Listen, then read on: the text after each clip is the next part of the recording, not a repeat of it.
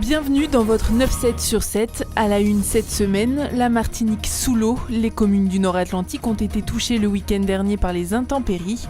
Heureusement, on ne dénombre que des dégâts matériels. Direction ensuite la Guadeloupe, plus précisément à Baie-Mahault, où les gardiens de prison se sont mobilisés en début de semaine. Surpopulation carcérale, manque de moyens, les agents pénitentiaires sont au bord de l'implosion. Et puis en Guyane, le prix du citron ne fait qu'augmenter. Il a même triplé en un mois et demi, passant de 2 à 6 € le kilo. Mais tout de suite, nous partons en Martinique. La commune de Sainte-Marie a dû faire face aux inondations dans la nuit de dimanche à lundi dernier.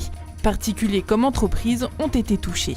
On a eu la rivière qui a laissé son nid et puis qui est passée, qui a fait beaucoup de dégâts. Il est passé, il a abîmé quelques moteurs que j'ai là et puis bon, mais ça va y aller.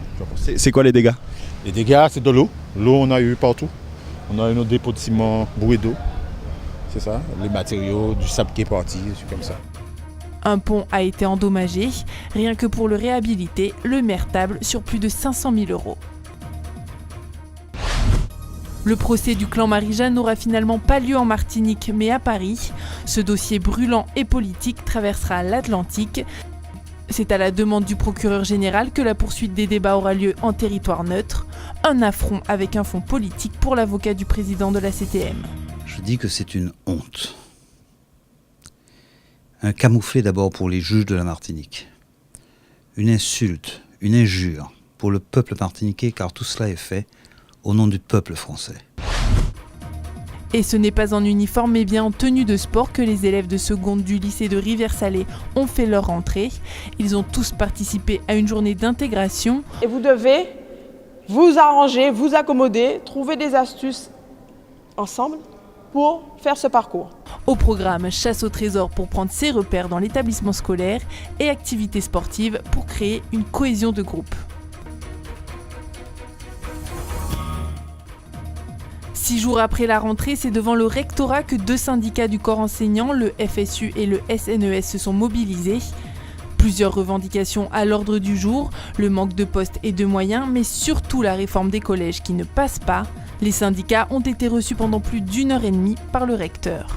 On a entendu un recteur qui était attentif, qui est conscient quand même des difficultés de l'académie et qui nous a apporté quelques réponses qui peuvent devenir concrètes rapidement et donc forcément qui nous intéressent puisqu'il s'est engagé à revoir avec les chefs d'établissement l'organisation des emplois du temps, ce qui est quand même un point majeur pour nous pour enseigner au quotidien dans les collèges, ce qui n'est pas le cas actuellement. Et puis à moyen terme, il s'est aussi engagé à revoir les calibrages d'entrée d'enseignants dans l'académie, ce qui devrait permettre peut-être de résorber un peu cette crise des postes avec des élèves qui se retrouvent sans enseignants aujourd'hui. Un mort dans un accident de bateau, c'est au niveau du port de plaisance de la Friche à Baie-Mahault que le drame a eu lieu. 3 jeunes étaient de sortie en mer quand le capitaine aurait perdu le contrôle de l'embarcation. 2 personnes se retrouvent alors à l'eau. Des plaisanciers tout proches leur portent secours, mais pour un des jeunes hommes, il est déjà trop tard. Et au moment où on l'a glissé à bord, moi j'ai constaté qu'il avait des écumes tout autour de la bouche, que son ventre était déjà gros, rempli d'eau. Donc à partir de là, j'ai quand même essayé de voir s'il y avait un pouls. Il n'y en avait pas. Déjà, il n'y en avait pas. Donc pour nous personnellement, il s'était déjà noyé. Une enquête est ouverte pour connaître les causes exactes de l'accident.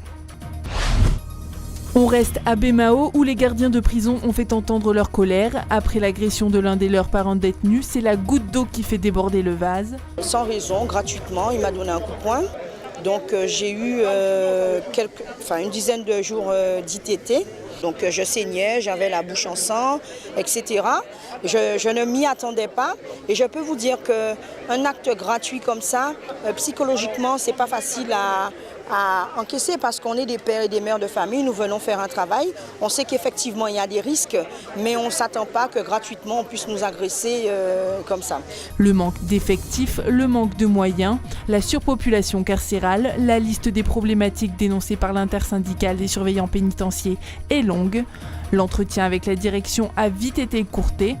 En cause, l'absence du directeur interrégional des prisons.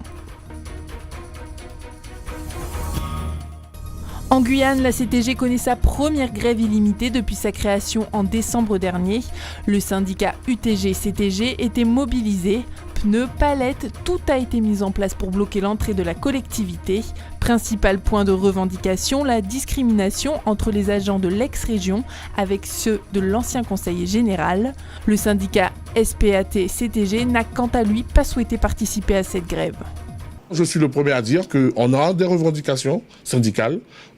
Certains de nos collègues, et en majorité de l'ancien conseil général, ont des conditions de travail difficiles, mais ce n'est pas qu'on construit une collectivité comme celle-ci. Ce n'est pas du jour au lendemain de coup de baguette magique, parce qu'elle n'existe pas, cette baguette magique. Et puis, consommation populaire dans nos assiettes, le citron se fait rare sur les étals des marchés. Conséquence, son prix augmente. En juillet, il était affiché à 2 € le kilo. Il est dorénavant à 6 €.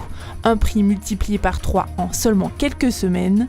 Selon les producteurs, la pluie s'est faite trop timide durant les vacances et la sécheresse a ralenti la production. Direction Cayenne où vient d'être inauguré un espace inédit. Qui n'a jamais rêvé de quelques minutes de sieste entre midi et 2 ? Les Américains en raffolent, les Guyanais vont désormais pouvoir tester cet espace chute. Tout est mis en place pour se détendre, lumière tamisée, pouf. Après avoir déjeuné, les clients de ce restaurant pourront donc se reposer au calme, loin du tumulte de leur quotidien, du moins pendant 30 minutes.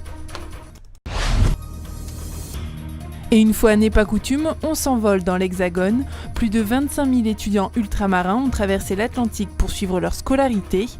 Outre l'adaptation au climat et au rythme de rentrée, la recherche de logement relève du défi pour certains. Pour la seconde année consécutive, des dizaines d'associations d'outre-mer se regroupent pour aider les nouveaux arrivants à faire leur premier pas.